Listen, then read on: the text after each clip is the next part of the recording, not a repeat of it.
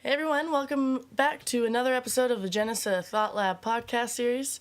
We sat down with our very good friend Aaron Overbeck. Some of you may know him if you are in the local scene here in Calgary as that super tall guy with the dreadlocks that mans the counter at Grassroots Hemp shop.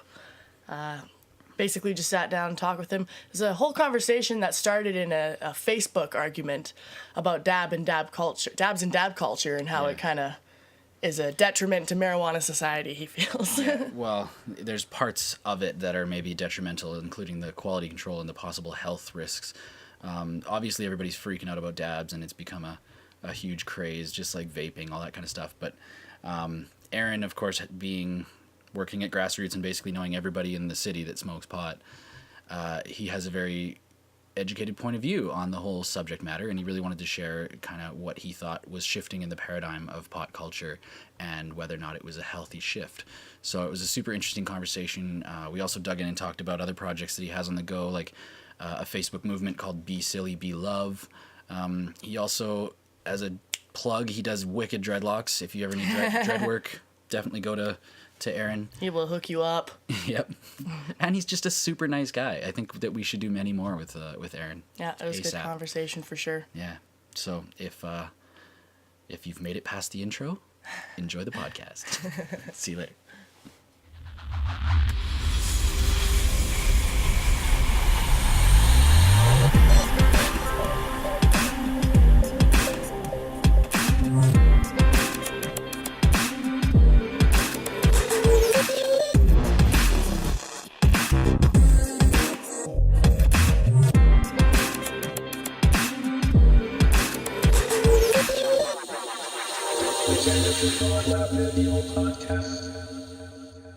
All right, let's do this. Okay, we are back on the Genesa ThoughtLab podcast.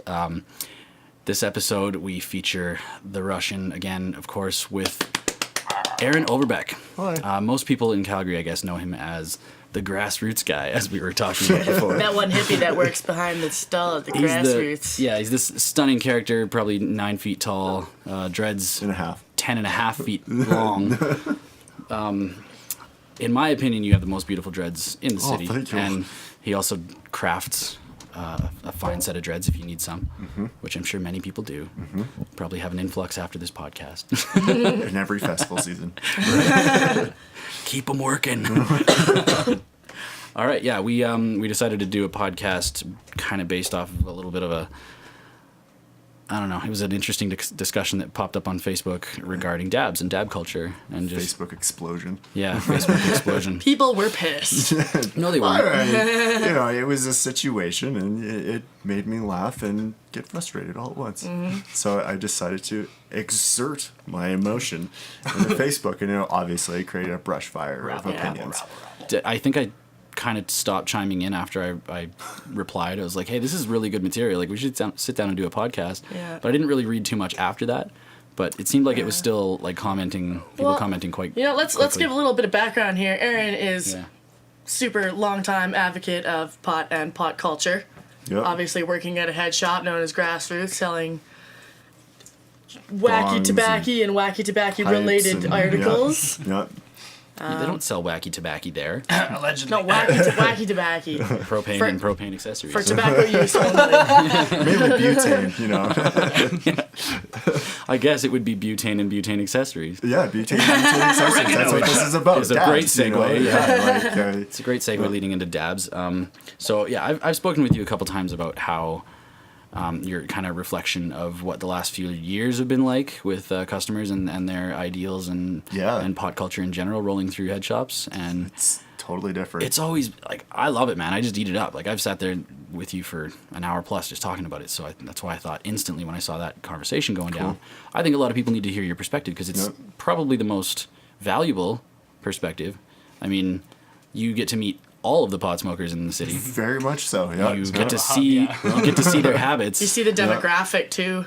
I'm trained in acknowledging and being aware of what that particular kind of stoner is. That's my job. A guy comes in and he's like, I need something, and without him saying it, it's my job to anticipate that, because that's good customer service. Yep. You don't feel any more special than when you go into a shop and they know what you want. Like a regular. In your mind, it's like, we got a code 7. I'll take you to this display case over here. Yeah. Especially when you're already kind of high and the dude suddenly can read your mind. Yeah, So- I guess brief little overview on all of it. You know, like I was born and raised in BC, and like very much was, I guess I don't really know where to put it, but like smoker raised by a BC boy, my brother. Yep. You know, and like it was very much, you know, I'm grateful for it because, you know, it kind of gave me a true appreciation for enjoying it as friends, you know, enjoying it as a sacrament, a time frame, a thing that you sit down and you enjoy for a period of time because that's what you're doing. Mm-hmm. It's like there are applications of, you know, medicinal applications where it transcends that giving it a time because it's always the time for your medicine. You know, the only way to do it medicinally properly is if you're continually intaking it.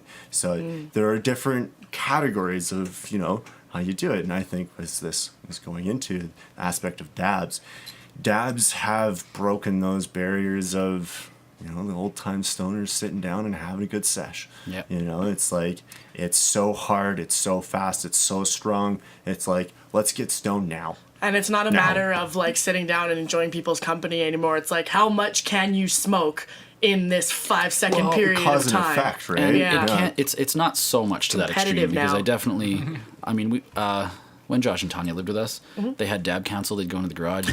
It wasn't so much different. Like if they went into the garage and smoked a joint, or if they went into the garage and did dab council, like you could tell which one they did. But it wasn't as if they were like unable to carry a conversation. It's not like it was ruining. But I think what you're kind of speaking more so to is this viral internet culture of like I've seen videos of people doing like 2 gram Just dabs straight in. in Which most one of it is hit. being wasted anyways, let's admit Oh, it. yeah. And that this one-up category, culture. yeah, that category, that like that's a whole section of what does dabs do to you? What are dabs?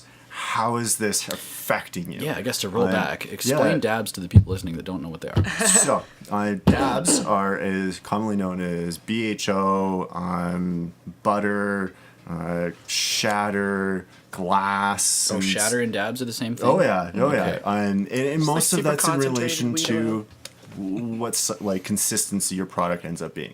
You know, dabs is the more common one because the definition of dab is a small piece of something, and that's what you do. You break off a small piece of something and you dab it. But shatter or butter's usually more crumbly kind of product. Shatter's more like the glass. You can stretch it slowly or break it quickly, which is honestly a beautiful, pure form of the product. But where my argument comes in is once you've accomplished this finally little product of craziness, what have you done? You've made it stronger. Great. Concentrate. Yeah. People are like, like drinking straight dabs are cranberry stronger. Yeah. It's like, you know, you ask a dab person, like, why do you smoke dabs? Because, it's really strong and it tastes really good. Most common response, you know, like, why else would you smoke it? It gets you super high, but the end product isn't stronger than what you start with. Right. Unless Yeah, you're a you're not creating mad more. chemist and have all these little lab things, any process of extraction, you lose a percentage of the original product. So your bag that's an ounce, as you started, has more THC psychoactive ingredients in it than what your dabs end up being in the long run. It just takes you longer to smoke the bag. Yeah. Well, on a person, like from a production standpoint, if you're creating or if you're making dabs, let's say you start with an ounce. Yeah. And whatever the street value is on an ounce, and then you refine that down to dabs. Does the producer get the same amount of money or more money or less money for that same ounce? Yes. The math generally across the board of distribution is in accordance to the volume loss. You know, like without getting too deep into it right now, I love my bubble hash. I make bubble hash. I make extraction myself. I am not bashing extractions.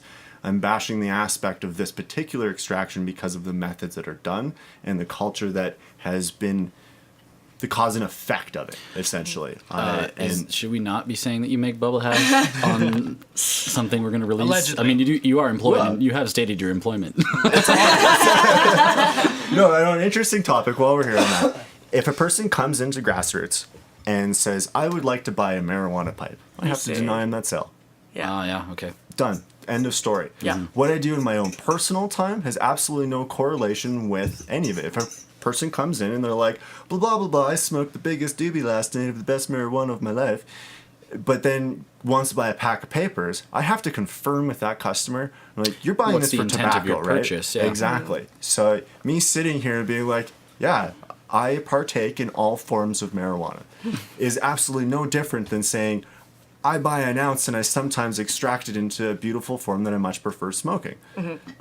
There's nothing wrong with me saying that, because ultimately at the end of the day, it would be the same God, I wish end product. I wish there wasn't that problem still. I mean, even in the states that have kind of made headway in legalizing and bringing marijuana to people's houses without, getting thrown in jail, there's still a risk because the federal government is not on board. Yep.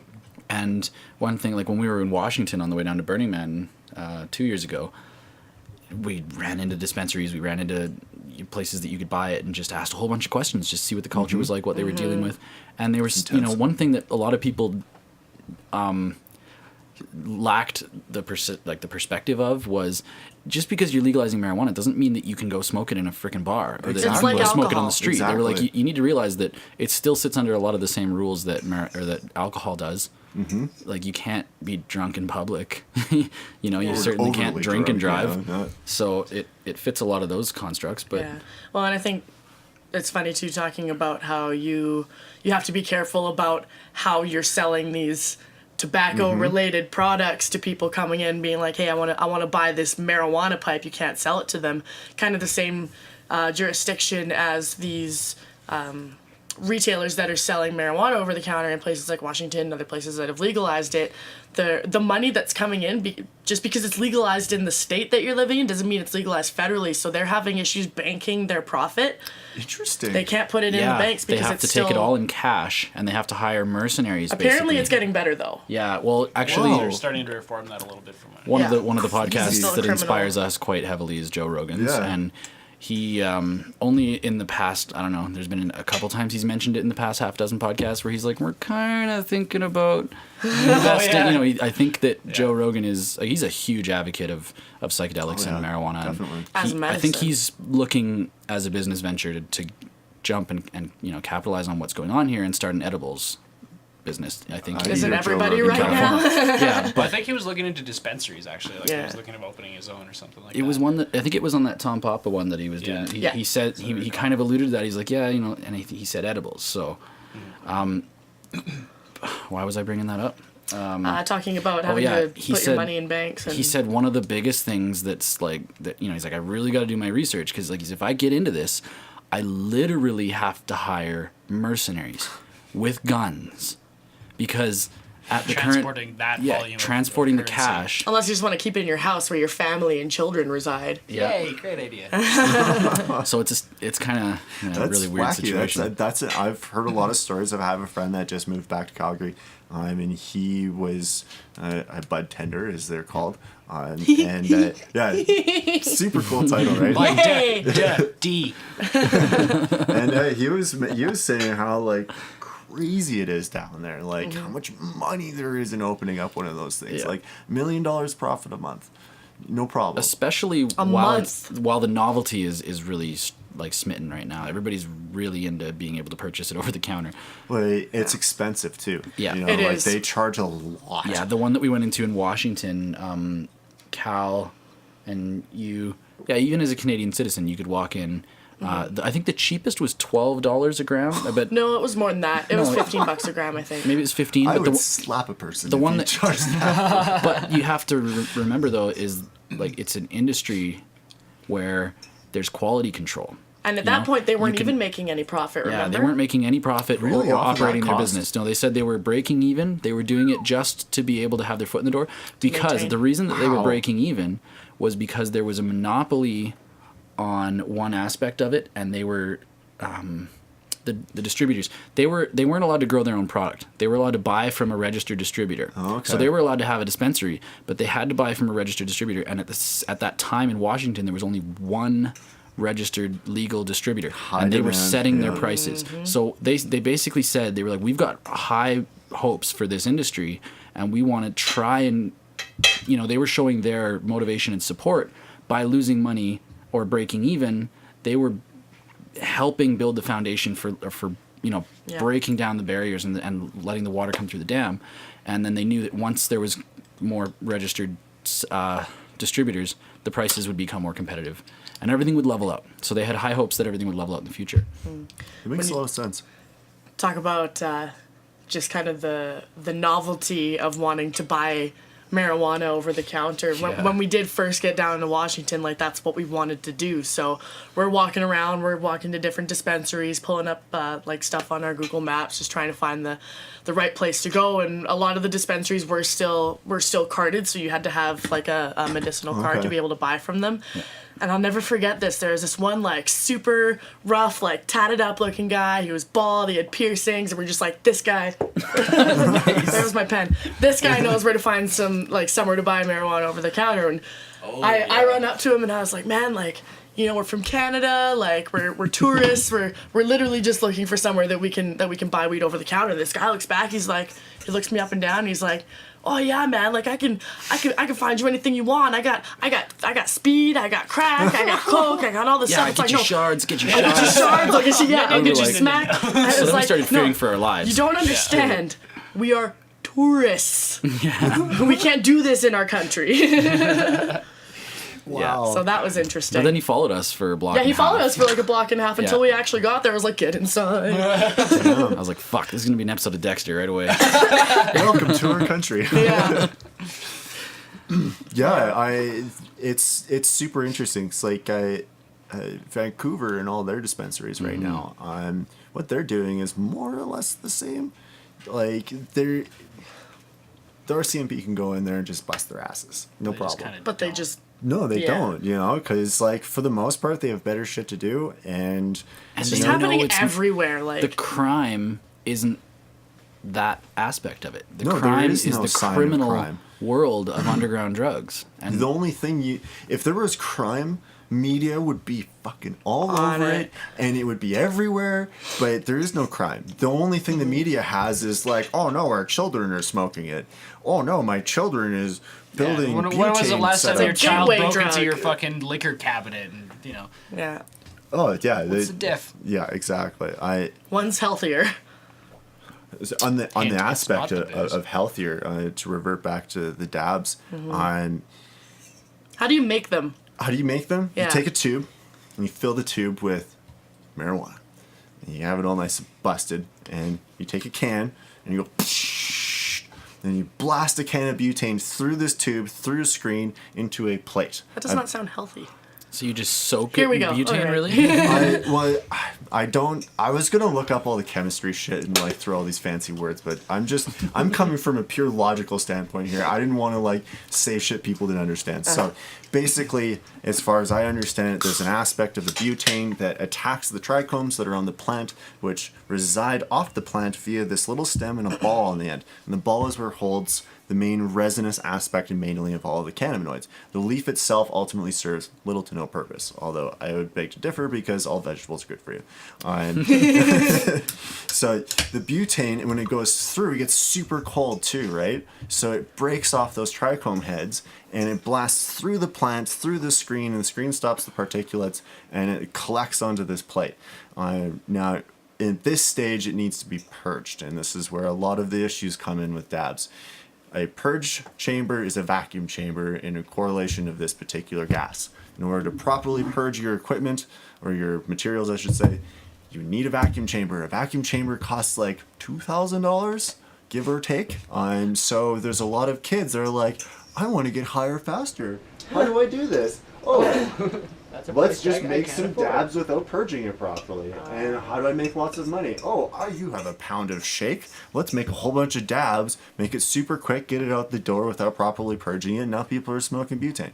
You know, Right. it's crazy. You know, and like people don't usually think about this. Like they've never done the research of or even had that connection thought of butane equal product equal chemical bonding equals something that needs to be unbonded, and you need something extreme to do that, whether it's another solvent or there's lots of different methods. It's like freebasing crack from cocaine. Yeah.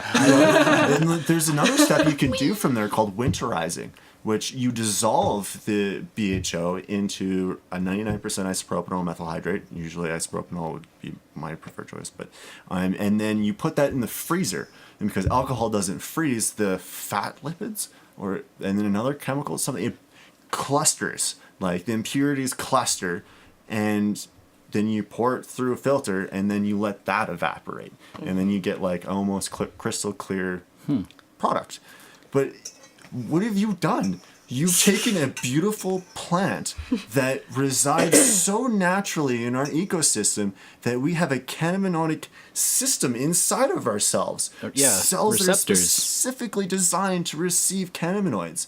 And you're taking this beautiful plant as it is, and you're washing it with these man-made, extracted, horrible chemicals just so you can get higher quicker? How does this make any sense? You're taking the chill out of smoking and chilling. And that's where a lot of my like comes from, because like I had a person say, "Oh, dude, I can't believe you don't dab, bro."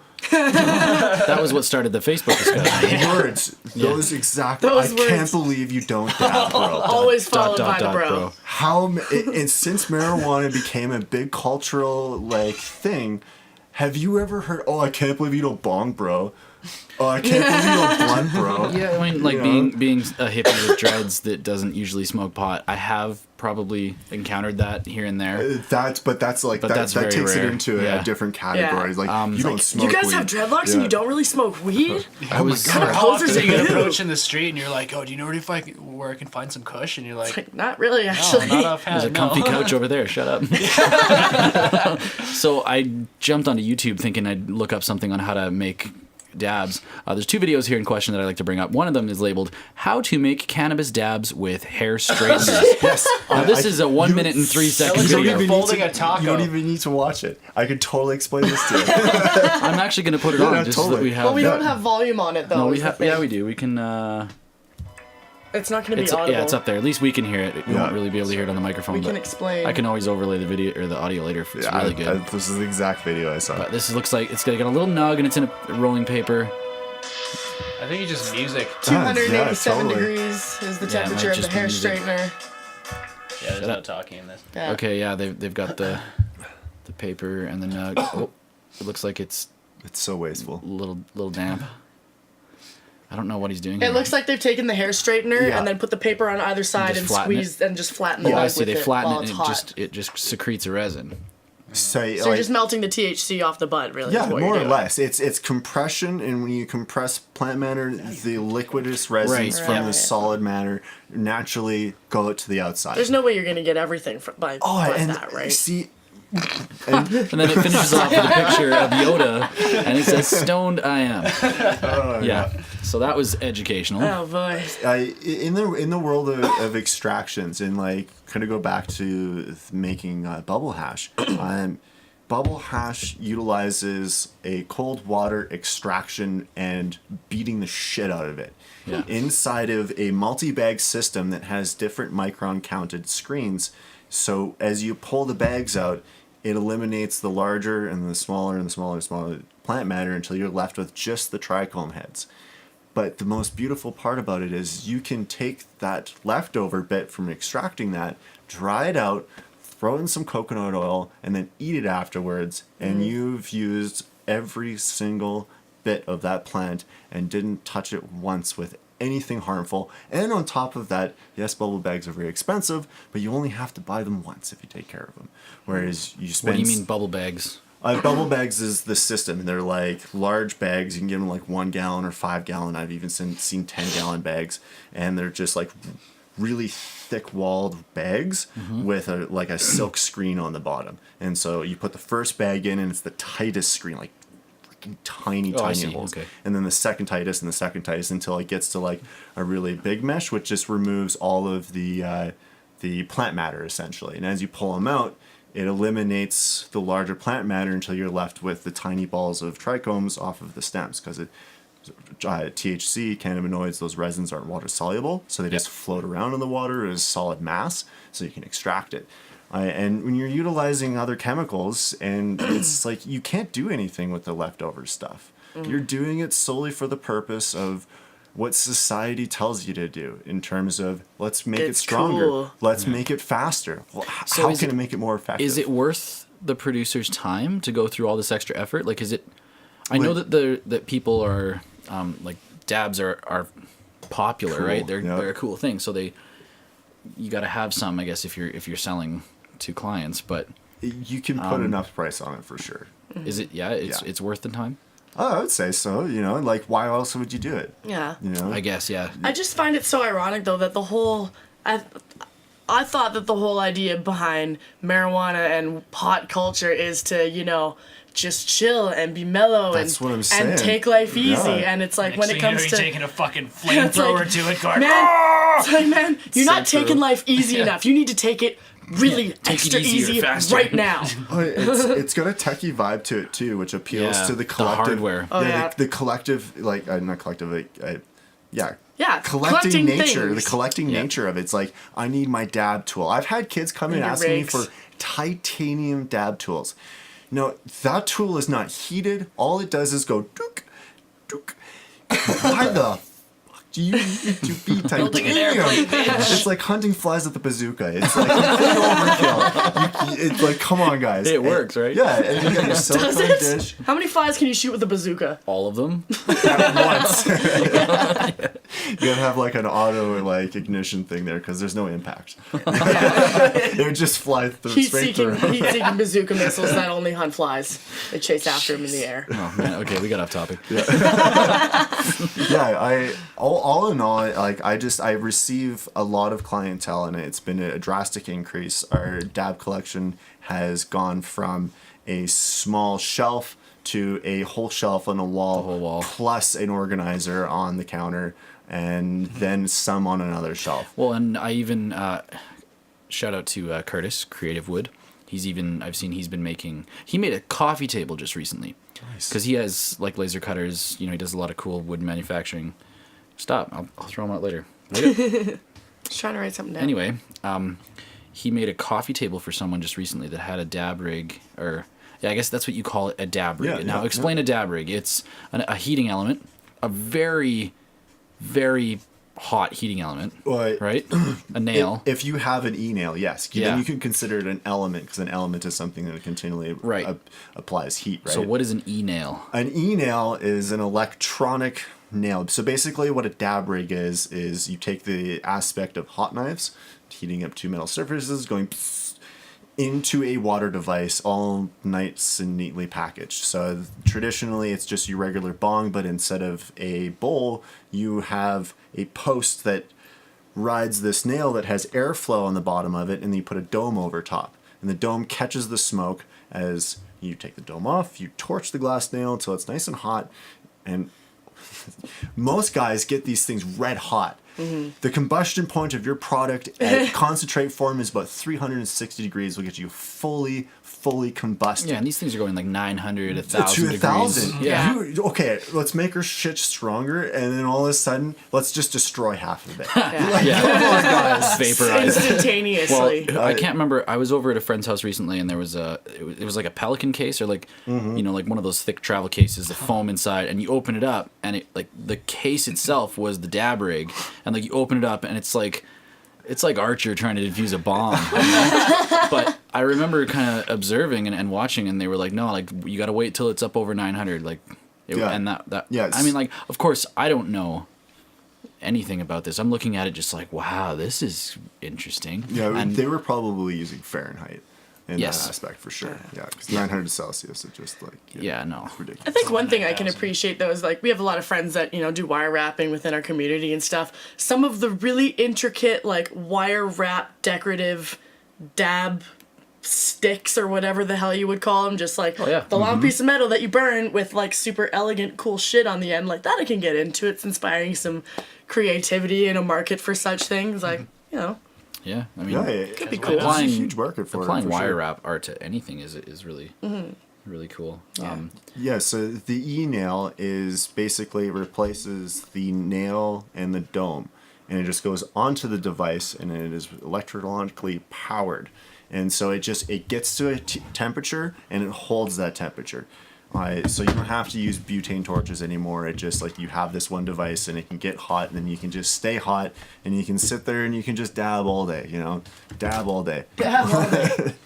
And which on that topic of dabbing all day, when you dab, because of the concentration, it increases your tolerance. Right, When the you tolerance thing is one thing I wanted to bring up. Yeah, when you increase your tolerance to the levels that a regular doobie does not suffice for you, you have gone into the thresholds of THC content and saturation. THC abuse.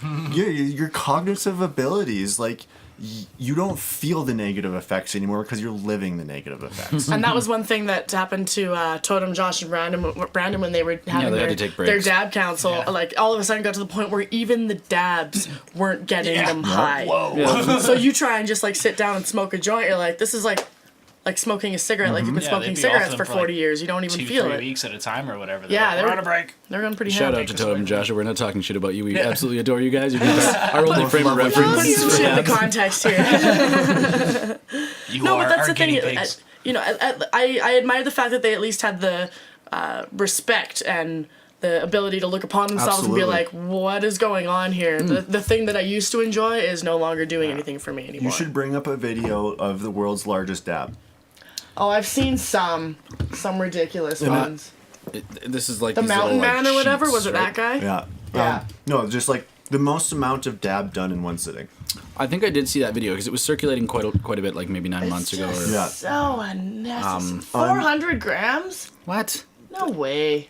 Shut up. Brought Play to the you next by- one. There's no That's way. not possible. Get I'm over sorry. yourself. You would die. That aspect. would? No. If weed could kill you. No, in that aspect, in correlation You'd to be the high amount for of 9 pounds, years. Yeah, in that correlation of pounds per milliliter of THC, concentrated yeah, psychoactive drug. at And in your own 80%, body mass. Yeah, you would.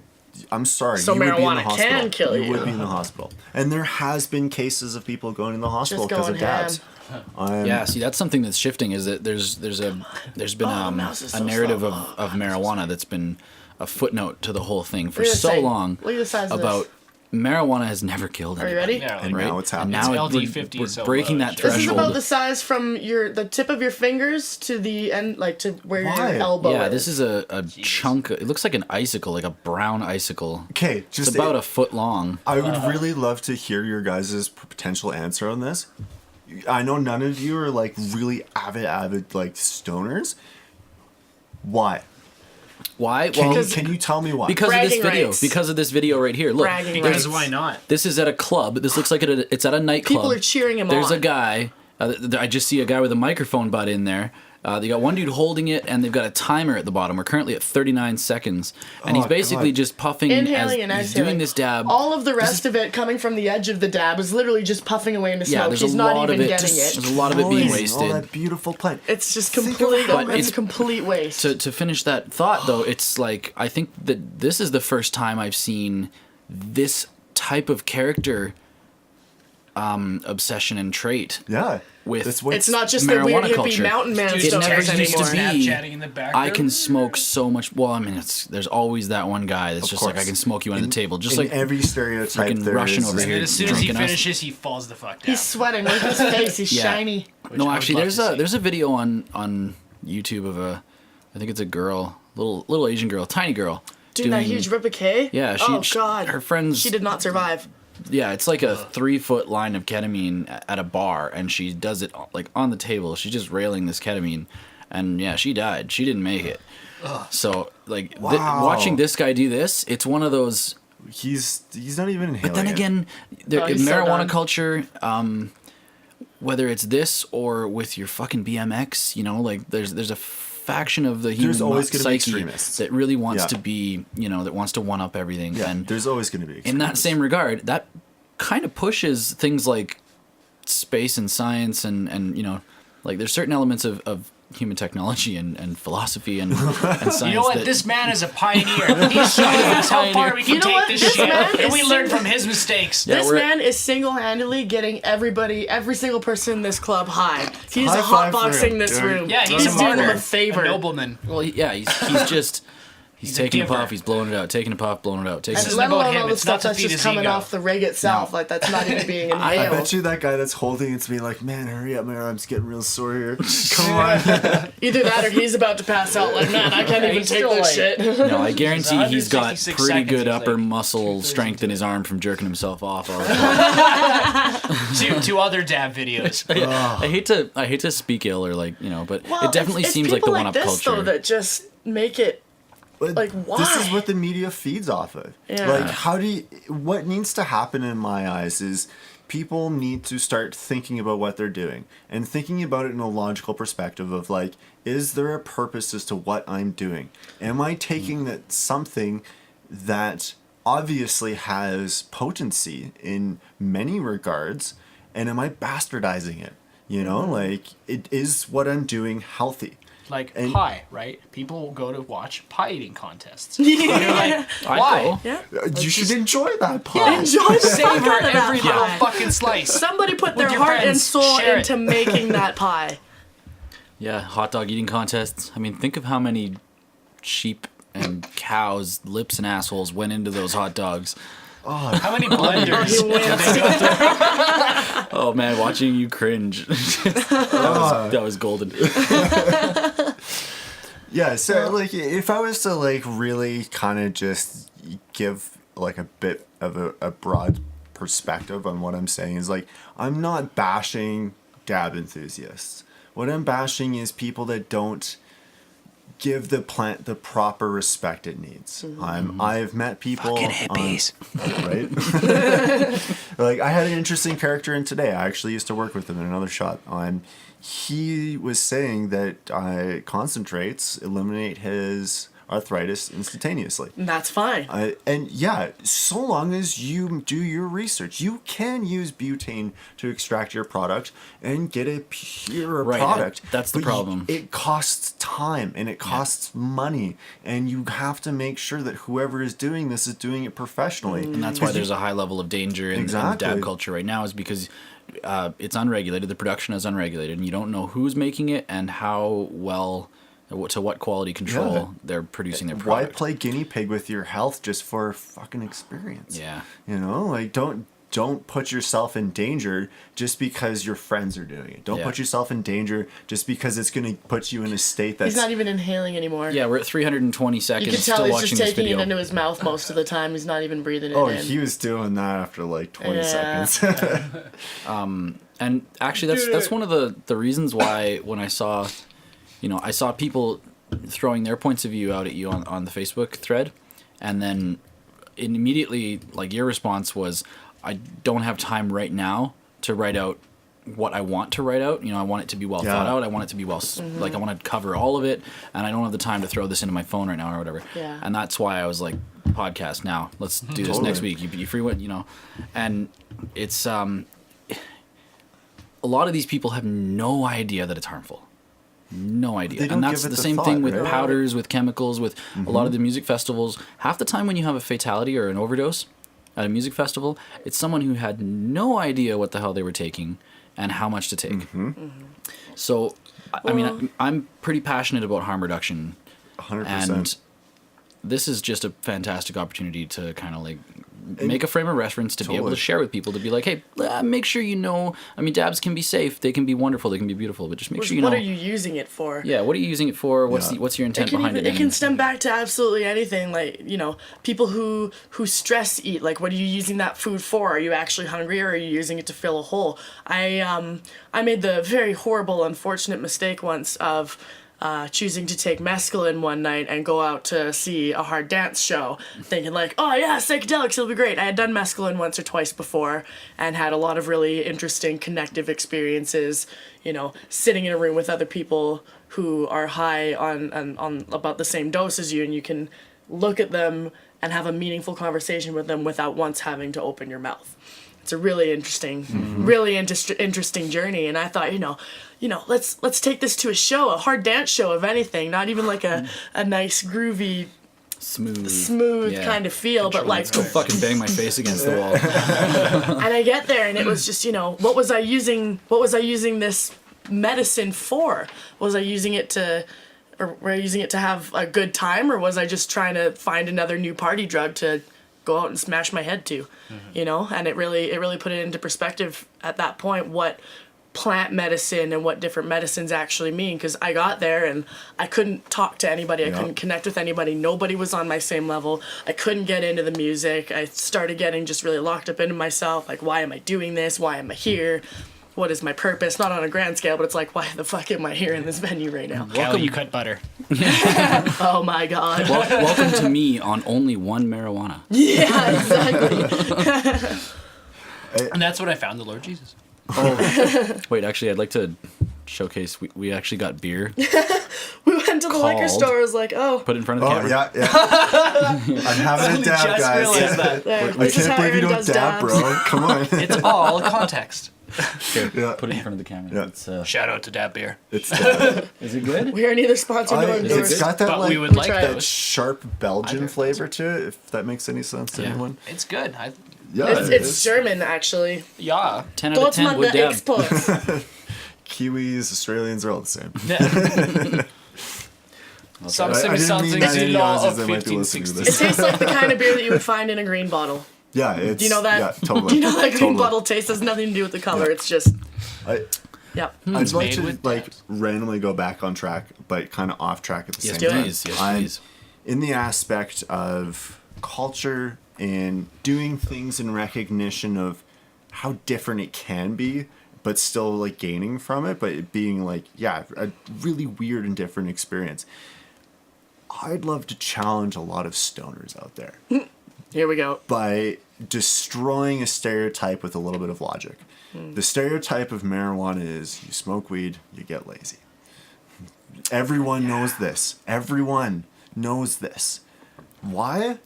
Because I believe that you are being neurologically programmed by your own personal actions every time you get stoned. When you get stoned so many times, so often throughout the day, every single cell in your brain has one receptor. And there's certain cells that respond to certain receptors and have only receptors for certain things. And So you're saturating. You're saturating, and that's what depression is as well. If you're constantly thinking sad thoughts, you're actually cellular addicted to yourself. Your own addictive nature. Like you're creating a self-amplifying feedback loop. Exactly, because you're now your body and your brain is flooded with these cells that are now bonded with one particular chemical, which would be a sad chemical or a stoned chemical. So when a person sits down and they smoke a doobie or a bong or a dab, whatever have you, whatever your flavor is, and you instantly engage in something that is stereotypically lazy. Let's watch a movie. Let's play some video games. Let's just sit here. Let's flip on our Drown phones. herself in a pile of Dorito dust. Yeah, like It's inherently like it stimulates your observational mind, right? Because And- you become captivated by things in your visual experience. and you're neurologically programming yourself. You can neurologically program yourself to do anything. I could totally speak to that. Like whenever I do choose to smoke weed, generally I'll do it when I'm like hungover or I know I don't have anything to do, because I do find that it does make me lazy.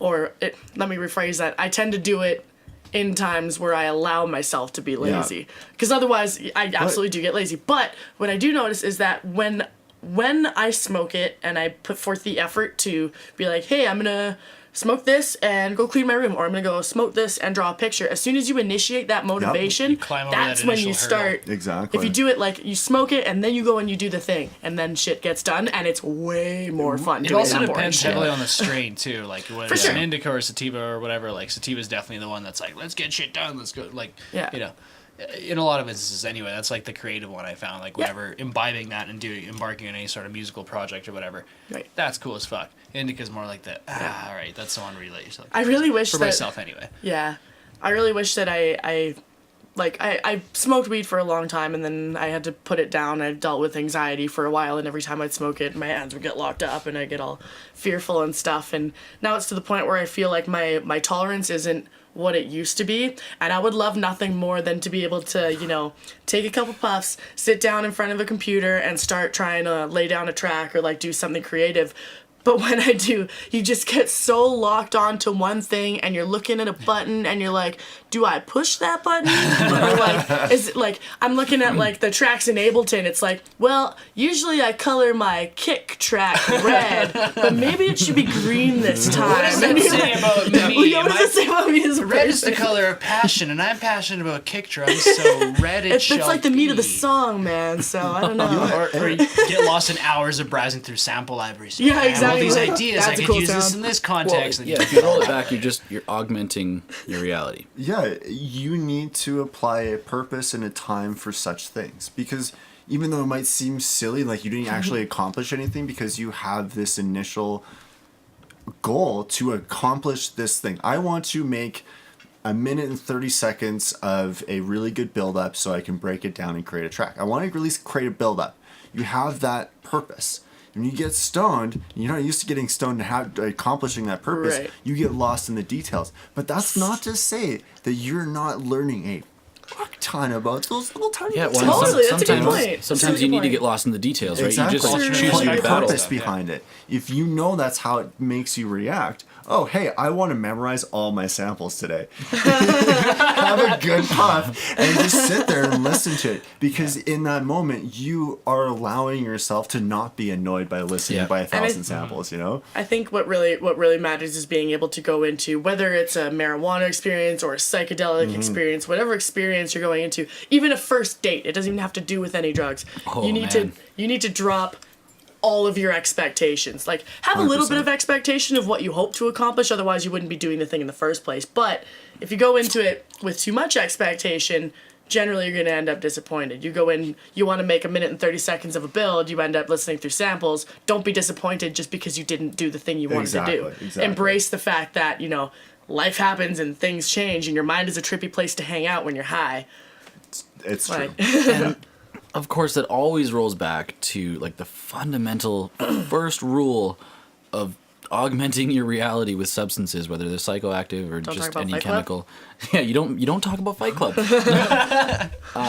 You have to like be responsible. You know what you're dealing with. Know what dosage you're comfortable with. Know when is the appropriate time. Set Yeah. and setting. It's super respectable. It's super commendable to meet people who know, you know, when to do it, when it's a benefit, and when to act on it, and when to you just be like, no, you know, it's not appropriate right now. Yeah, it's awareness. Yeah. And like Absolutely. that's why like I agreed to do this. Came here, wanted to do it.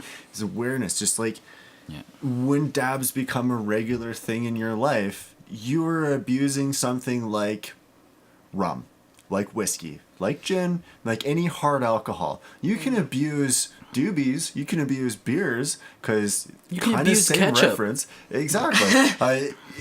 I can sit here and drink 10 beers and all of a sudden I have a problem. If I sit here and I smoke, you know, dozen doobies in half an hour, I got a problem. Yeah. You know, but if I was to sit there and do 5 dabs in an hour versus if I was to sit there and do 5 shots in an hour by myself, it's the same story. And that's kind Yeah. of what's being not recognized, is that you are dealing with a over-intake. concentrated product. have you heard of, there's been all sorts of stories of kids doing like eyeballing shots. So you put a shot in a glass and you put it up against your eyeball with the thought that it's going to get you more Why? fucked up and go straight to your brain. There are young girls who are dousing their tampons in hard alcohol, putting it up Yeah, in that's there actually quite and popular. You know what dying that is? from That's it. quite filtering popular. the gene pool is what it is. Yeah, it is. It's Natural selection and Natural shit. But it's the selection same at kind its of thing. finest. People being like, hey, this super hard, already concentrated alcohol isn't getting me drunk enough. There's people vaporizing alcohol and inhaling it, I've Did you seen. hear about the kids smoking coffee? Jesus Christ. Yeah, there's a Vice article about that. The dude was like, I forgot what the title was, but it was something akin to like, I tried smoking coffee and it wasn't very good or something like that. He's like, he just got sick off it or something. It was a He's like, quick fad, but all of a sudden these kids were like, we're going to smoke coffee. And so I watched a couple of videos of this dude like sat there with his corncob pipe in his backyard, puffing the shit out of a bowl of coffee. Does it work? Is there any psychoactive elements to a coffee bean when it's burned? I don't incinerated? No. I did a little bit of research backing that, and I was like, there's nothing it'll do to you aside from just a more heightened caffeine buzz that might affect you more differently. Well, there's psychoactive properties to nutmeg. Like, that's what people will use in jail to get high. Just like have your buddies bring in like a bunch of nutmeg, but it can't be the ground stuff. It has to be. What do you have to say about our kids sniffing Sharpies in class? What will you do to regulate What does she have to say as she this sniffs it? epidemic on playgrounds? You gotta be really dedicated to get high off a Sharpie. I'm sorry. And that's dedication I can admire. To be fair, right, even just Sharpie dabs, let's go. Even just a couple smells, you feel that. Like, same thing with whiteout. You're like, young girls. I'm sorry. I've never had that experience. Really? Okay. I haven't. To be fair, young girls, we paint our nails. Nail polish remover, even nail I polish. bet. That shit gets you high. Yeah. Young girls. Mr. fucking Carpenter over here, like lacquer and like stain finish. Yeah. All of the kinda MDF jazz. You're like, you you're know starting when to you see don't wear your tracers mask. after a while. I very rarely find myself in an environment where the painters are spraying heavy lacquer. That's always after I've been in. But- We build all of the things, whether it's MDF or wood, and they come in and stain it and clear it and lacquer all after we've been there. So in rare occasions where we have to come back, I do have to go into a house.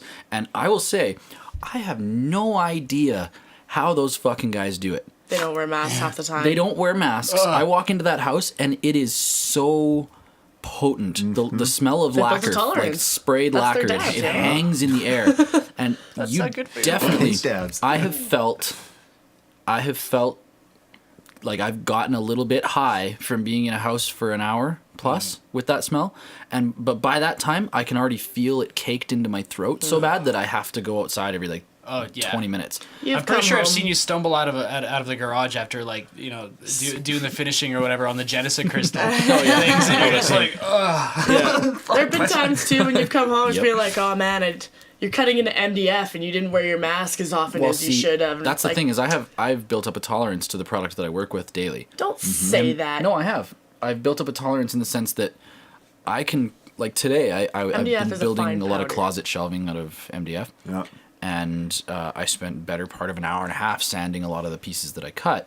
I didn't wear my mask today. I'm sorry to say that, but because it's only like an hour out of my whole day, and I'm not like if I was in a shop. An hour of if the I was in a next shop. day and an hour of the next Anyway, day. my point being, I don't notice it like, let's say, Callie would when she's there. Yeah. She's not exposed to that kind of thing. And MDF is shit for you. It's not. It's I was got a gonna lot say, of glue in it. When I was a when you- welder. I know how it feels. Yeah, well, welding actually that's much worse. Yeah, like I know welders how it feels.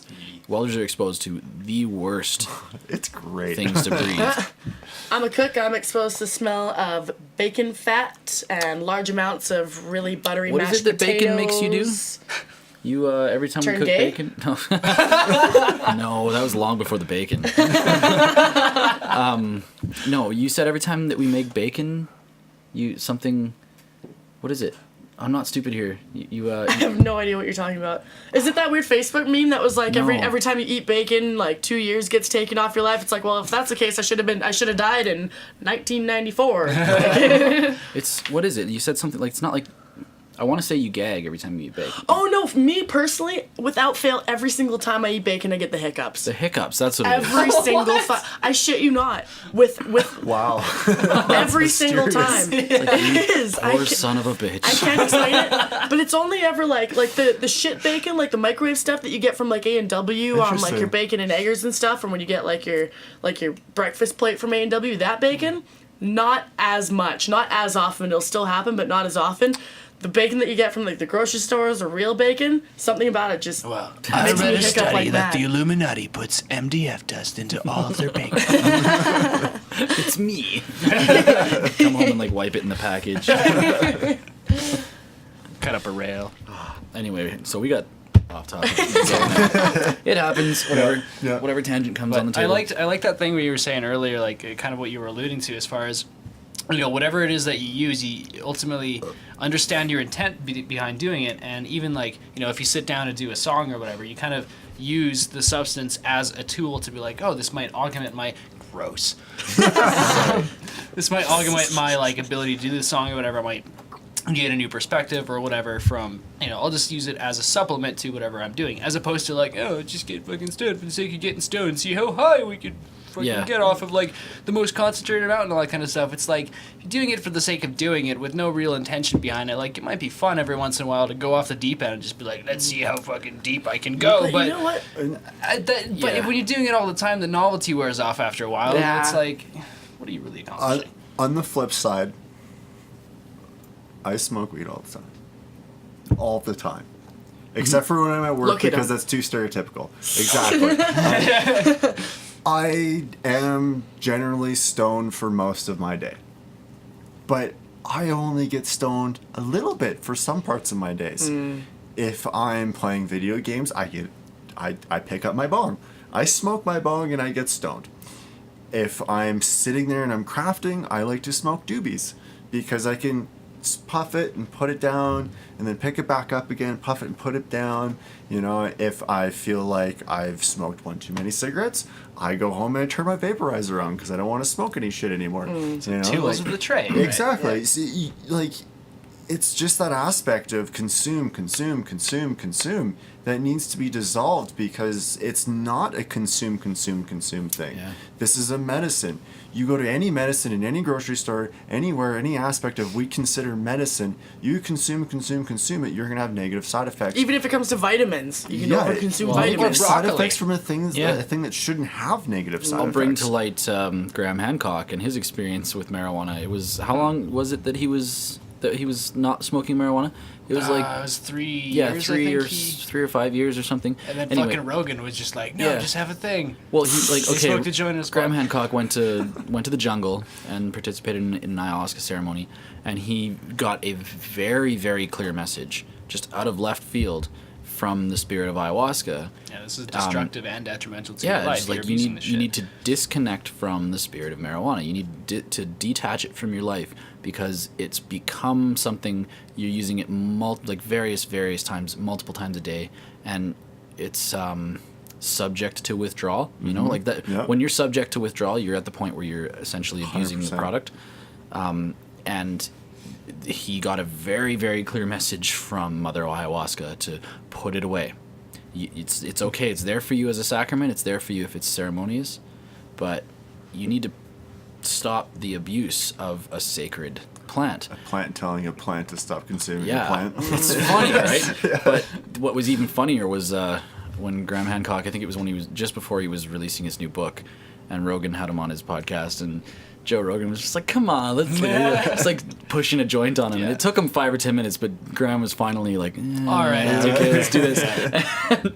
He's it's kind of cool though, because I've since heard Graham Hancock on other podcasts speak about how it was really refreshing being reintroduced and realizing that was the catalyst to understanding what it's like to just use it when you plan to, and use it with intent, and to detach from the abuse. And that's what I see in our culture. Like I consider myself to be a very, very sparse marijuana user, but sometimes like when it feels right, it's like, yeah, sure, I'll have a puff. And I just don't understand. A lot of people question my tolerance. They question like, why don't you have a tolerance, or like, what, I can't believe that much fucks you up. Because I don't it's smoke like, it. No, seriously, try not smoking it for a solid year, and then, man, like a quarter of a joint is too much for me. Yeah, and it's same with beer and many other things. I remember the first time I bought a 6-pack. 4 of those little bastards got me so drunk. Oh, dude, 2 of them in, I was like, oh, dude, no, I was wasted after 4. I was schmammered. That's the incredible thing about the human body is I've been listening to podcasts recently, like a few of the Radiolab podcasts have been talking about viruses, like things, or even just like staph infections, and they dig really deep into like how penicillin was created and how quickly the body developed a resistance to it. How when you introduce the body to this miracle cure, everyone's just like, oh my God, we're saved. And then all of a sudden, not 12, like 11 months later, across the world, everybody's showing resistance to this antibiotic. the body is like the virus.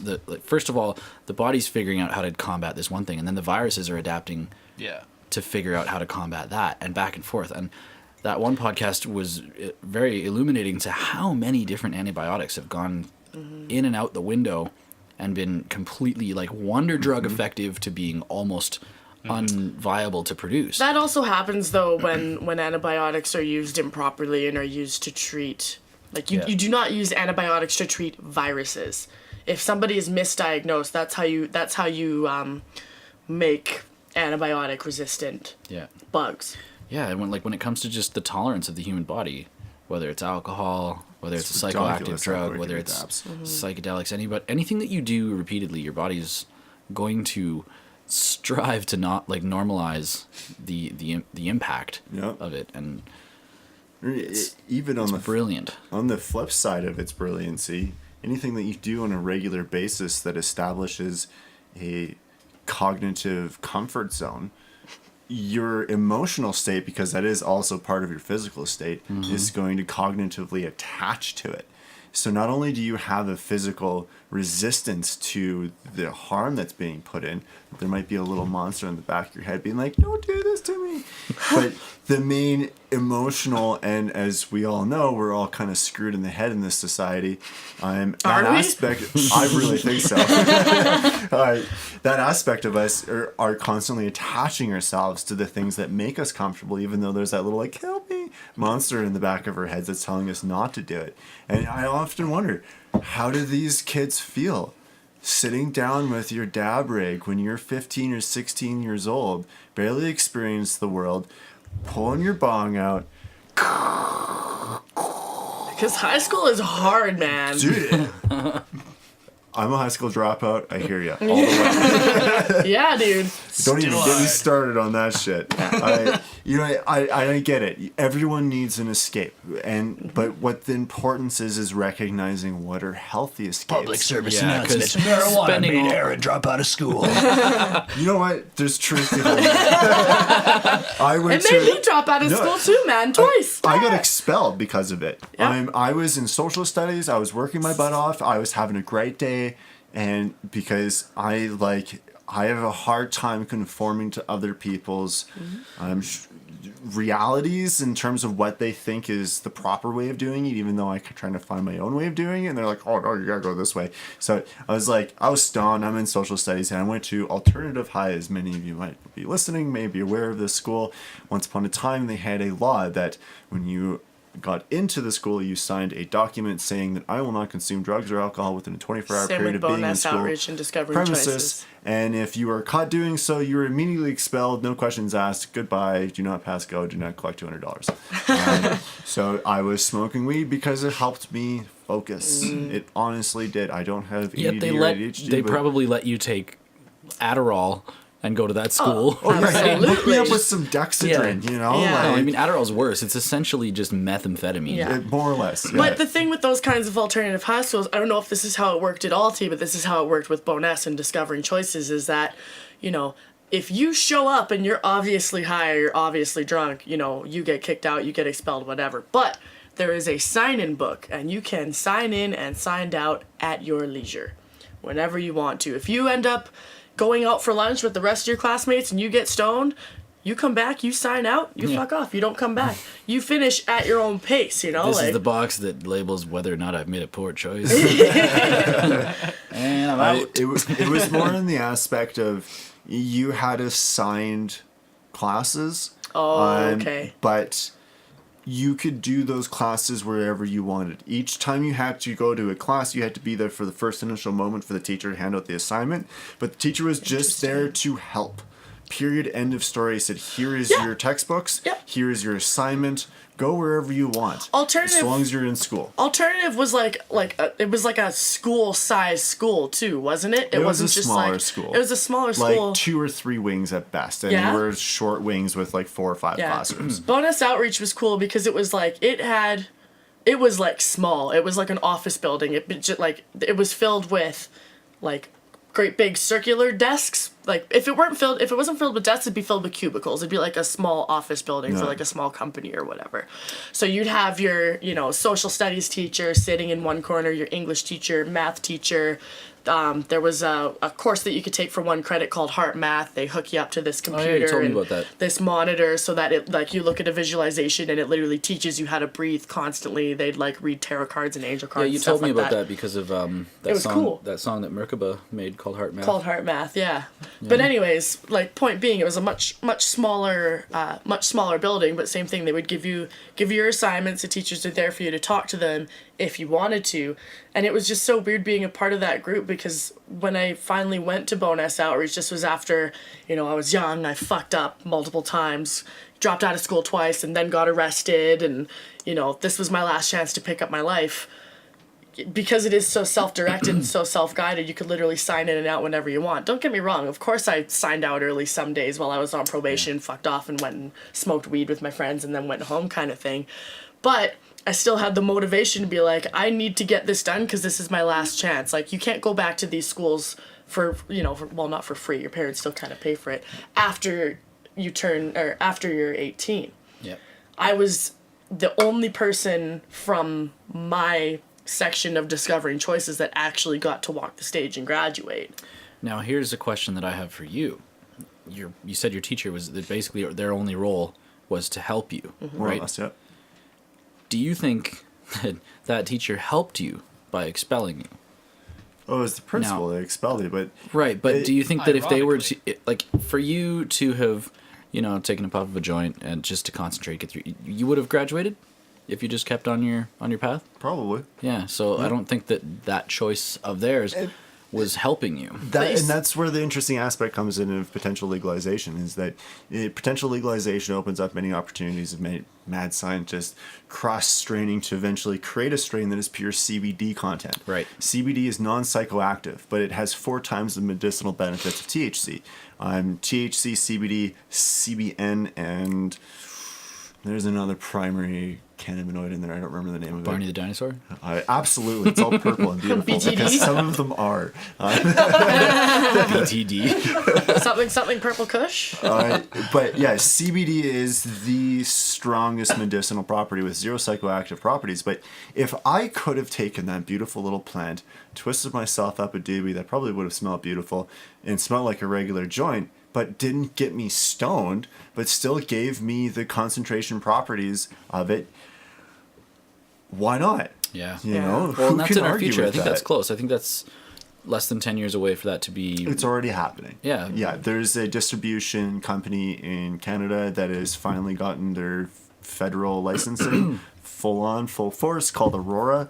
They have many aspects of many plants and many strains, and as I hear, they are about to finalize a strain that's like very low in the THC content, around like 2 to 5.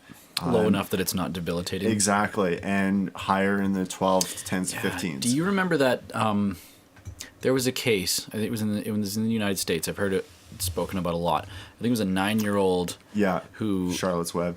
Yeah. Right. Yeah. And Continue. just to explain, this 9-year-old was diagnosed with cancer, terminal cancer, epilepsy. She was having seizures about every seizures, right? Like 5 or 6 seizures a minute, to the point that the parents signed a do not resuscitate order because How old was she? Young. Like I think she was like 5, 4, around there, like super young, and she was a write-off. It's literally a write-off. It's a terrible thing to say about a young person. True. In our current medical paradigm, It was literally a write-off. They signed a do not resuscitate. Yeah. They were desperate, and these brothers created this strain called the Hippie's Disappointment because it didn't get you stoned. And that's a wonderful name, isn't it? So what they decided was like, hey, let's turn this into a medicinal edible oil, as many people would know as Phoenix Tears. Advertising for Capital I'm One. trying not to. Alex, move your head. Stupid YouTube. No, put it in the way.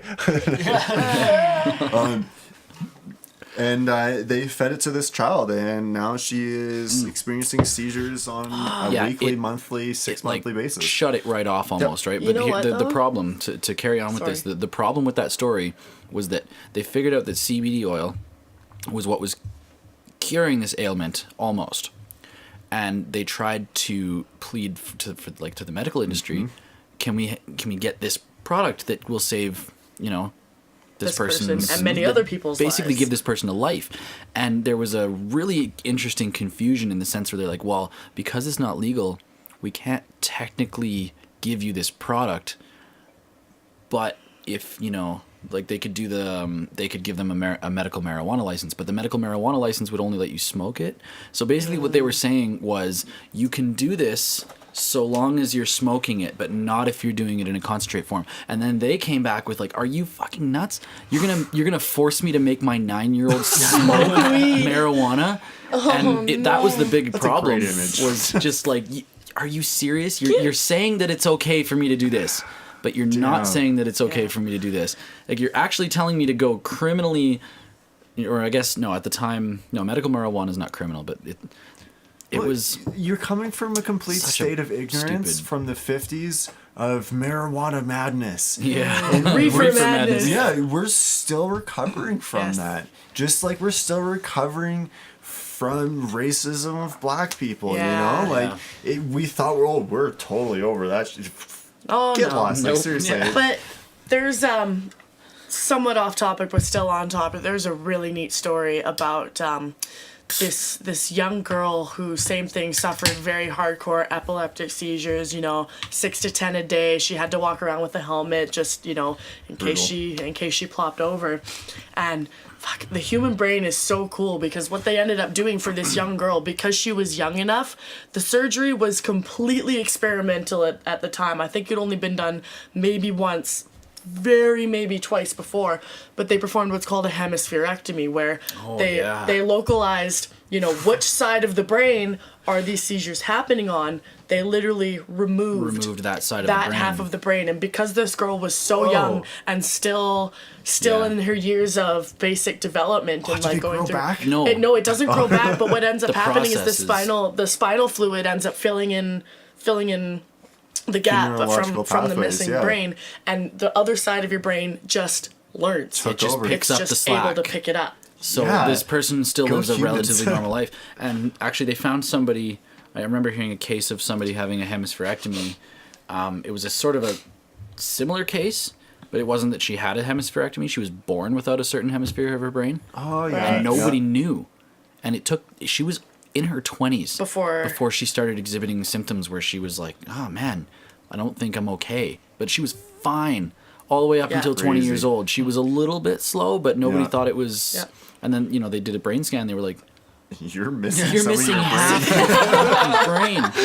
But she was able to live a normal life. You would think that about some people that we know. Like, how are you not? Last time we had a CAT scan. MRI? Yeah. You had an MRI recently. I have a sneaking suspicion. No, and that's the thing. Like, the younger you are, the more susceptible, or I guess receptive you are to crazy dramatic either surgeries or experiences like that. Like Eric, the guy that you were working with, smashing his head. We don't have to go into that story. That's a story for a whole nother podcast.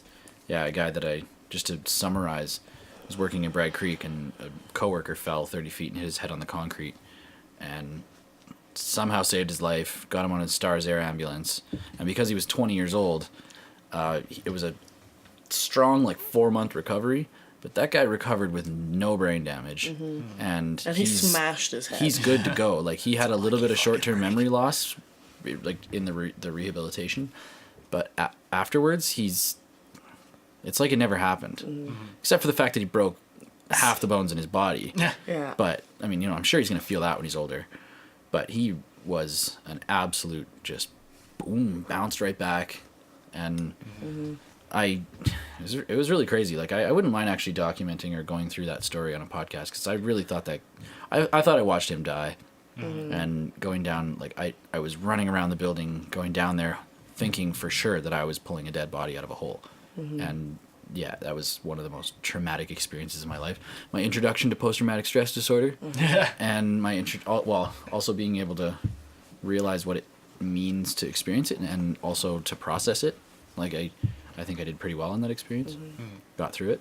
it's no longer a part of my life. You say that you talked about your experience a lot afterwards, Yeah. and that's what a lot of people with post-traumatic stress disorder tend to not do, is Yeah. just say like, hey, I'm having a problem, I'm having these thoughts, I'm seeing these things, and I'm having a hard time dealing with it. One of the Radiolab podcasts that I was listening to today, if anybody wants to listen to it, it's called Fugo, like F-U-G-O, and it's all about just before Hiroshima and Nagasaki, the atomic bombs, Japan was looking to, like, I'll just summarize quickly. Japan was looking to send bombs. They figured out what the jet stream was. So they were making weather balloons with sandbags that would react with an altimeter. So if it had like 23 sandbags and 5 bombs.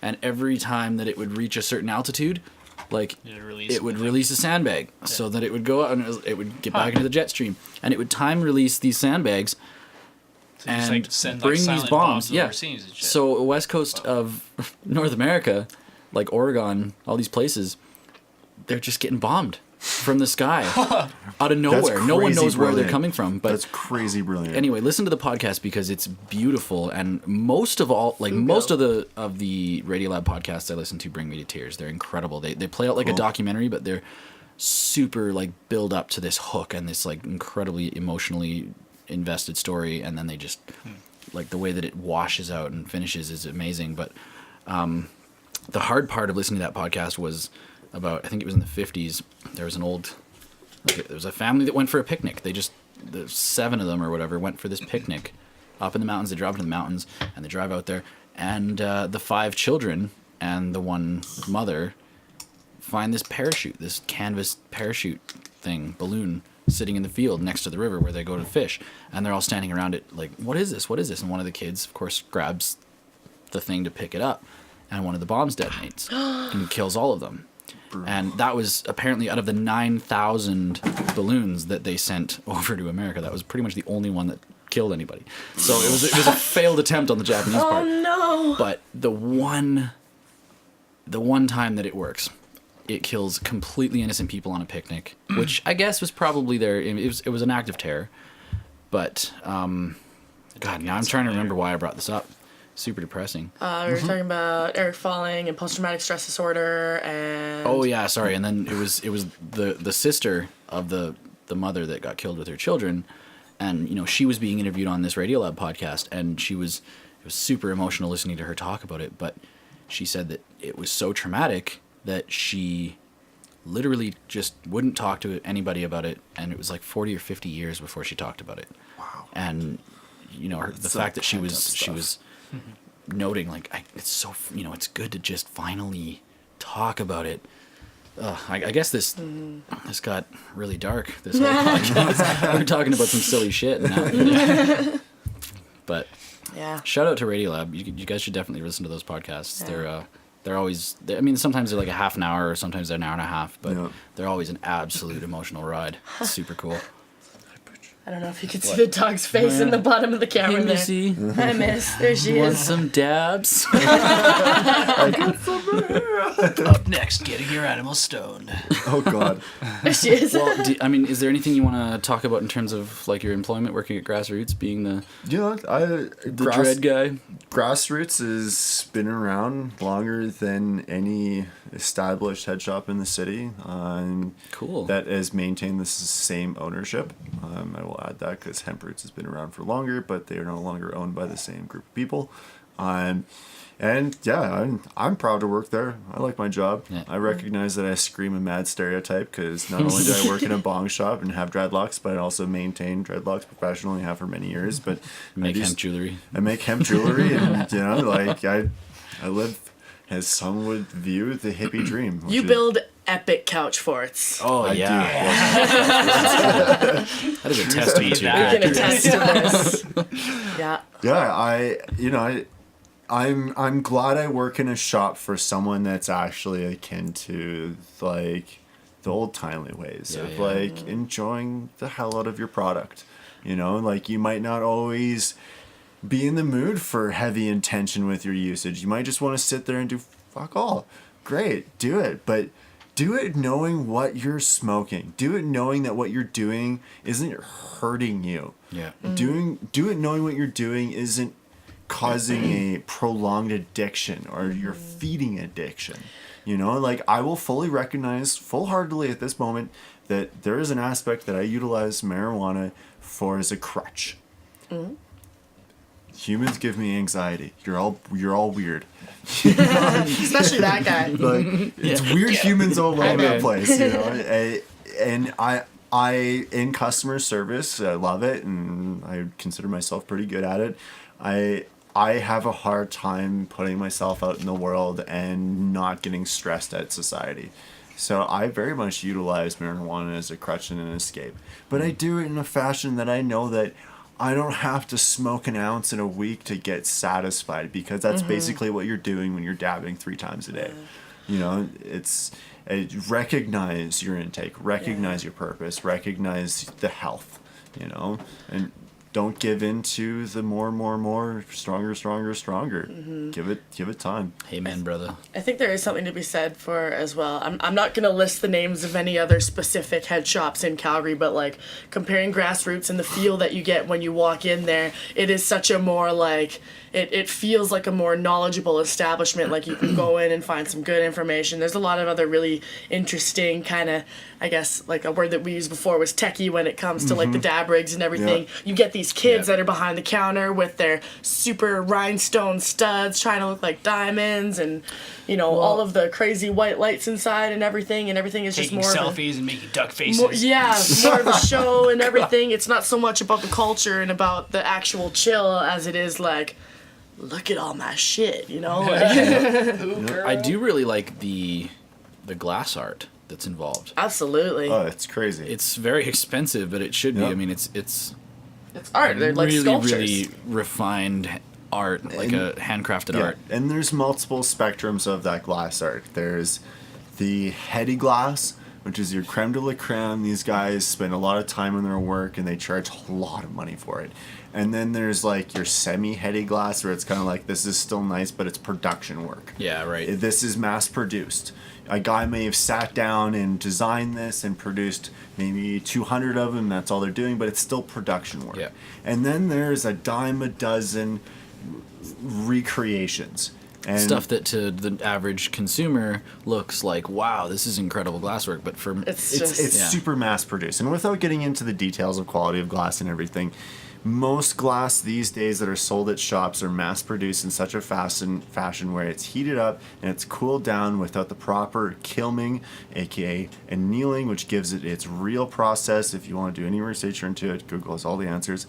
Annealing is what gives glass its strength. Annealing machines are not expensive, and there's only so much space in them. You have to bring down the temperature of the glass slowly in order for the molecules to settle properly, to give it its real strength. And you can't do that if you're mass manufacturing your crap for dimes a dozens, and with a percentage markup that reaches into the 500% to like 1,000%. Your pipe costed you 75 cents, but you're charging $30 for it. I'm sorry, let me sneeze on that and destroy it. You know, like, and that's what's happening. It's a saturation, and it's the same with any market, in any industry, in anything these days. And that's the aspect of dabs. Don't give into oversaturation. Don't give into the abundance and the potency and more. Quality over quantity in regards to your own personal health is especially in regards to your own personal health, because it seems like dabs are the only thing that I've heard of recently where there's a threat of actual, like, this might not be very good for you. There might be a lot of butane left over in what you're shoving in your face right now, and and how can you tell? Yeah. Right? There's no way to really test for it. Yeah. Good. So. Good. Yeah. Yeah. So smarten up. Yeah. Ask your person, is this vacuum chamber Do you need purged? an adult? Yes. Is this bong gluten free? I'm not gonna ask you to like call anybody out, but is there safe dabs in Calgary? Honestly, there's a lot of people that claim that they get their stuff from distribution companies, and what I ultimately have to say is, no matter who you get it from, You still don't know. But no, be like, dude, do you vacuum purge your stuff? Are you using butane? Yes, you're using butane. Are you vacuum purging it? He says no. Say no, thank you. Are you using CO2? Awesome. You're super high class professional if you're using CO2 extraction. But even in it's that expensive. regard, You know, even in that regard, how do you know if you've just met somebody new that you're getting like your dabs or shot or whatever from? You ask them these questions, they could still say like, "Oh yes, of course I'm purging my butane. Of course I am," just to try and get you to sell it. Ask for evidence. Be like, hey, where's your evidence? You're putting your personal health on the line. You're ingesting something, and I think this should be applied to anything. The food you buy, the meat you buy. Call these farmers. Ask where you get your meat from. How are these chickens being raised? How is your dabs being purged? Where is your milk coming from? You see cartons of ask eggs questions all the time at the grocery store that say free range, but really what free range means on those mass-produced cartons means 3 inches of space. Yeah, these chickens just aren't in as small of cages. They're still American being beef or slammed together. They can shuffle step across the little cage. Yeah, ultimately, I think Grassroots is a great shop. And we do pride ourselves in educating customers instead of pushing sales. You know, any shop that has a sale on for 365 days of the year makes me question what the profit margins are. Yeah. How can you do that? Yeah. I won't mention any names, but there's a particular shop. There's a particular shop, and I think many of you are listening that may know this shop. They literally have a sale on all year, all the time. How can you do that and not be ripping off your customers with your regular sales? Actually, it's not possible. Somewhat in relation, there's one thing that I learned way back when, like I served and bartended tables for a good 4 years of my life and got sick of it and moved back a house, or I'm in the kitchen now where I'm happy as fuck. But regardless, one of the small pubs that I worked at had a marketing manager that would come in every other week or so just to kind of see how the place was doing. It was still a relatively new place. It was just off the ass end of 17th Ave, so you'd think that it was in pretty prime real estate. This place was cursed, didn't do very well. But one of the things that this marketing manager always said was that good businesses don't have to advertise. There's absolutely no need for you to, have advertised sales, brag about what you're doing if your business is doing well. And I think that's what you're just getting the word out. But eventually, totally. Well, but I think that's what Grassroots has been able to accomplish. It's like everybody knows Kensington, Grassroots, that's where you go. Yeah, word of mouth is the most direct line to exponential growth. You Organic reach. Yeah, you have one person that was super stoked on the service. Yes. They have 5 friends. Those 5 friends have 5 friends. Those friends have 5 friends. Exponential growth is the greatest growth in mathematical history. Bacteria culture of stoners. It's awesome. And so, cool. I really enjoy working there. I find it to be an honor to be like the Grassroots guy. Like we are the #1 ticket holder for pretty much all festival tickets. Yeah, true. In Alberta. When did that start? Did that start before you worked there? Or Yeah, because Grassroots in Calgary has always been essentially the #1 place when it comes to when it comes to the electronic community. Unless you Not go so back much to bands. like the 2000s, but then it was the Underground. What was that place in Chinook Mall that sold the jeans that were overpriced? Underground. It was Underground. Yeah, that was like way back in the day. Way back. Yeah, like those are for all like the 2004. boudin shows and like the kind of more EDM like popular electronic shows. Well, Maxwell Arena parties. That's where I bought my tickets for those parties. Yeah. It was at the Underground. Yeah, for like the big, like the massive raves. Yeah. But yeah. All right, do you want to segue onto your personal projects? Sure, yeah. My partner and I have initiated a business called Telltale Expressions. Hi, Kaylee. Hi, Kaylee. Yeah, we miss you. She's going to be here today, but illness has afflicted us all. Basically, this is just a personal project for us both to make a little bit of money on the side to potentially fund us in the grand accomplishment of self-sufficiency. And we want to just live a life that's no longer abided by giving into the norms of poisonous life in society as we deem it. And, I'm not saying anything's right or wrong, just how I view it. So we basically like this, you'll be able to go on our website and book dread appointments. You'll be able to, there'll be stores on there. Do you have it yet, or is it still in the works? It's still in the works. We're building up product so I can actually have a web store, Yep. but everything else is formulated. There's a blog. You can book appointments on there. Kombucha as well, right? Yeah, make kombucha as well. Tinctures? Hopefully in the future we'll see how much brewing I do, because once you start one thing another thing starts and it becomes exponential and all of a sudden you have more space. Spread yourself thin, shit. When you have like 700 ounces of kombucha going and then a total of 13 gallons of alcohol. That's a lot of space. That's a lot of liquids. Yeah. So it takes time, We all work jobs, that's kind of like our project. That website will be up and going probably at the end of April will be the end objective due to moving.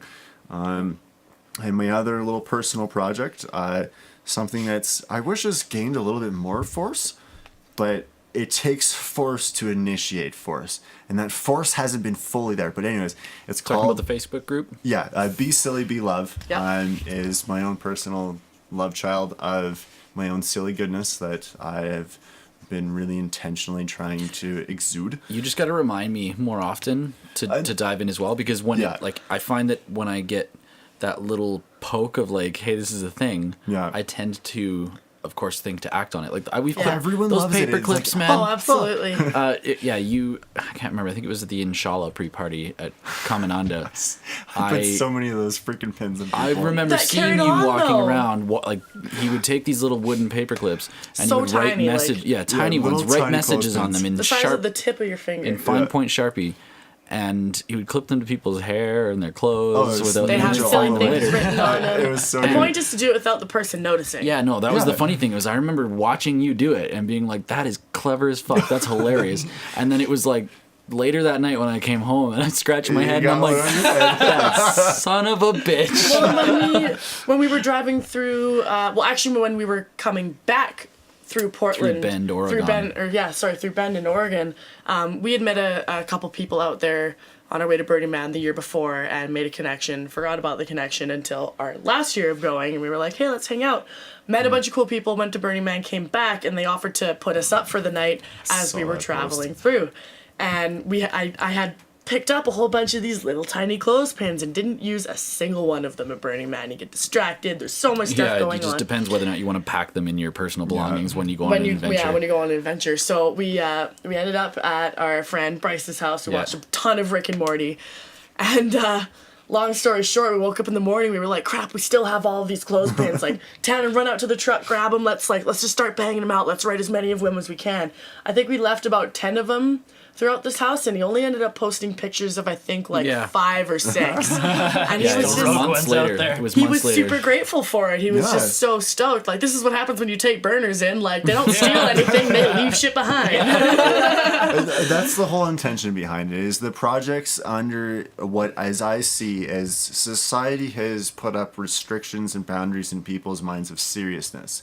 When we were children, we learned to play with other children in our community, complete strangers, without thought of consequence. But they're children, not scary adults. Well, either way, we are all children in our hearts, and we should have maintained that. I don't know when any of us lost that, but we all did at some point. When did you lose your child? Right? Innocence lost. So this is to reinitialize the concept of engaging... Derailed.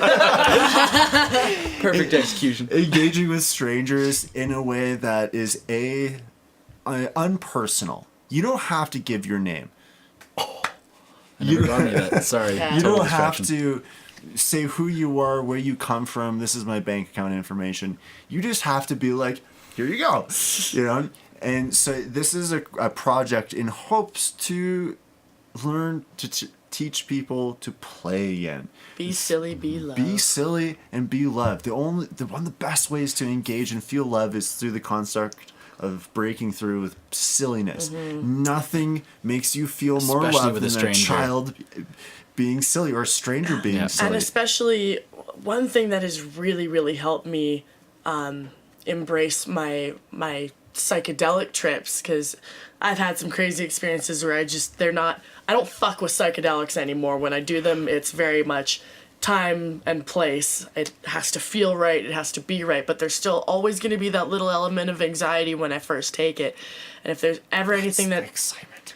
It's hardly even excitement for me sometimes. It's like, oh god, I'm doing this again. Like, but it's the excitement. It is the excitement. But the one quote or phrase that helps me get through it is something that you came up with before Be Silly, Be Love, was to, when you were coming out of just a little bit of a darker time, and you started saying, you know what? Fuck it. embrace the silly. Embrace the And silly. that's what I take on every time I do choose to embark on a psychedelic journey. I know that I'm going to be anxious, but it's like, you know what? Whatever happens, all I have to do is embrace the silly, and I'll fucking laugh. Thank you. Yeah. Also, one of a really a really wonderful piece of advice from someone that we all know, who's a legend of psychedelics, who's since moved away, James W. Gesso. He also has a podcast, at Mind Radio. Look that up. But he met us outside of a festival. It was Base Coast, 2013, and we had this incredible discussion. And it was one of those, like, man, if you're caught in one of those situations where things are like so augmented, they're so distorted, you don't know if you're gonna come back, and you don't know if you're gonna come back.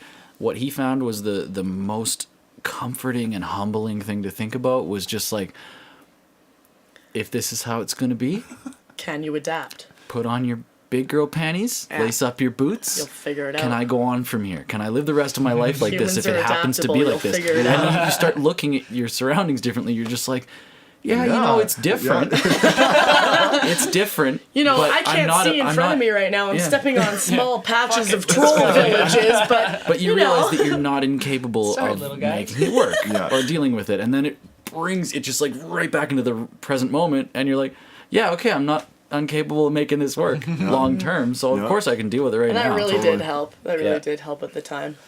Bless that man. Yeah. Bless that man's. Yeah, I'd like to get him in this room whenever he comes back to Calgary too, however frequent that is. But Totally. He we had him play.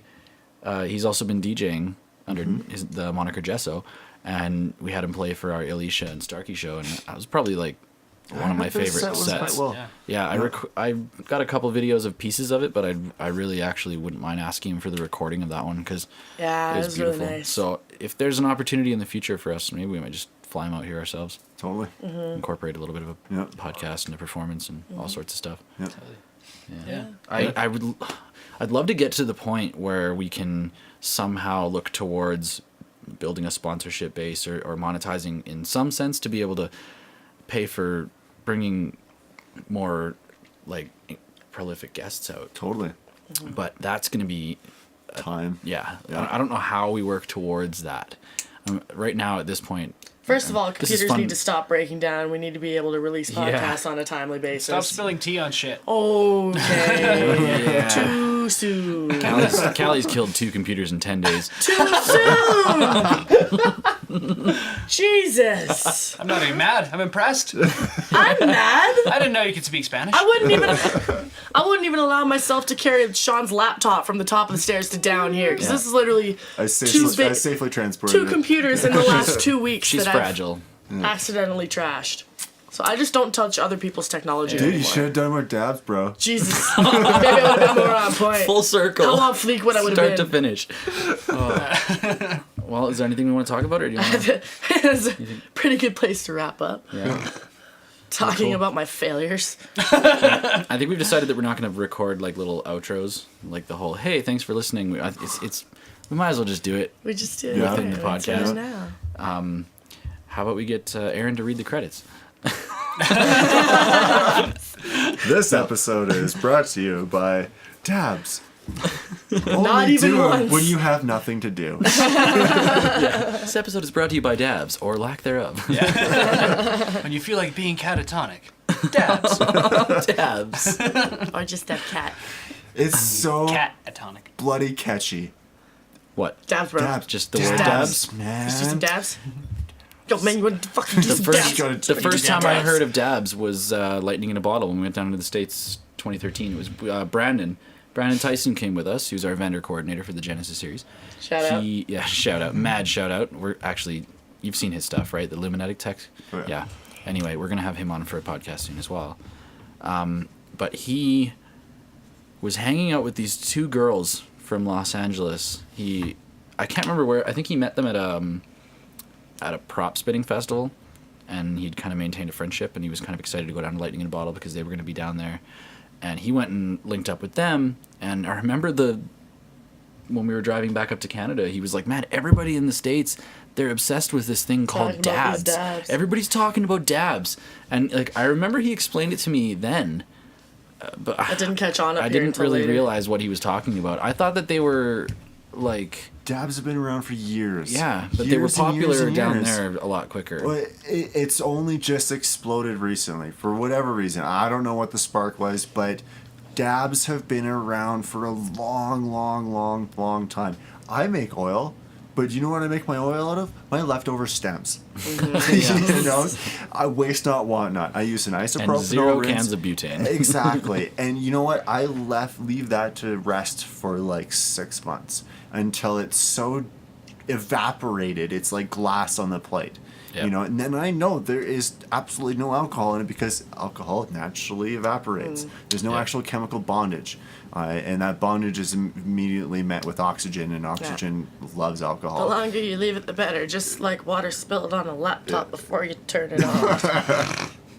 It'll be okay. Just a few more days. Also, if there's somebody listening to this that's been like, oh man, half the shit you've been talking about is total bullshit. Yeah. Then let us know. Feel free to drop us a line. Let's do an episode. www.genesaproject.com. There is a feedback tab that you can click and send us all of your shitty comments. Tell us we've been talking a lot of smack. Shitty and constructive, everything. Let us know if there's information we didn't cover. I'm open to doing another. Like I said, I'm not bashing people that want to indulge in their own personal indulgences. If you need to do something that strong, do it. Yeah. But just be aware that it needs to be properly purged. Do your research on what you're consuming on all spectrums, even outside of pop culture. Just know what you're consuming because that is paramount in our existence. Do a background search on the person you're following on Tinder. And as know always, what you're getting into. And as always, don't listen to Kanye West. And that's where we're going to wrap this up. Thank you guys for listening. Yeah, this is great. Thanks to our audience. Our audience. Our audience. Tanner Brickquist has joined us on our adventure. He was hanging out with Aaron when I went to pick him up. And in the words of Mr. T, stay in drugs, don't do school. Cool. Awesome. Okay, well, thank you guys for listening. This has been super cool. The next one is, I don't know, we don't have another one. We don't have another one planned I yet. think we're going to get Millie Skipper from LMP, Like-Minded People. She's putting on a festival this year called Tribe. Desert Dwellers. And she's landing Desert Dwellers. And not only Desert Dwellers, she has some more announcements to make after that. So let's try and get this one released as quick as possible. We have all the rest of the material. Yeah, let's do it. Let's try. Yeah, there's a few people waiting on this. There's a lot of people that wanted to know my opinions. I think this is the most relevant one to release next just because of the conversation. Yeah, we don't have to release them in order or whatever. Aaron has a point to prove. Chronology. Pretty much we're waiting on Alex the Russian here to master our shit. So it's so it's been me all along, has it? Yeah. See how it is. All right. Wait, quick Mr. shout outs to all of the things that we covered, just in case anybody wants to go on the interwebs and find the things. James W. Gesso, wonderful author and or crazy, amazing psychonaut. He does At Mind Radio as his podcast. He goes by Gesso as his DJ moniker, JESSOH. You can find him on SoundCloud and through his podcast. Curtis Creative Wood, laser etched pendants he does through a lot of the festivals. Also dab coffee tables. That's why I mentioned him, because he made a coffee table for somebody that was actually like an e-nail dab rig built into the coffee table. It is redonkulous, but it's actually like that's an art form that's pretty cool. You had referenced the Fugo Radio Lab episode of the Radio podcast. Lab in general. I mean, that episode isn't really, that was only tied into the weird, dark, depressing shit that we were talking about at the time, but just they do a lot of this shit. Dig into that podcast. It's super our roommate inspiring. Benjamin appeared. He is an amazing DJ. Yeah, in case anybody's artist. wondering, this beautiful wood paneling wall has a totally concealed hidden door right behind Aaron. That's quite mysterious. And he just broke his cover. It happens to be Ben's bedroom. So so Benjamin is his moniker. You can also find him on SoundCloud. Be Silly Be Love on Facebook. Yeah, we should link that in the description. Spreading tiny seeds of novelty all throughout the multiverse. And also shout out to our friends in Bend. Who hosted us, and I hope we'll Bryce continue. and Valerie and is it Mitch? Mitch. Yeah? Those guys were fucking awesome. Yeah. And every single time I drive through that city, I'm going to hit you guys up because you guys are sweet. We're not coming to Burning Man this year, but next year we'll see you. All right. Cool. Peace. Genesa ThoughtLab out.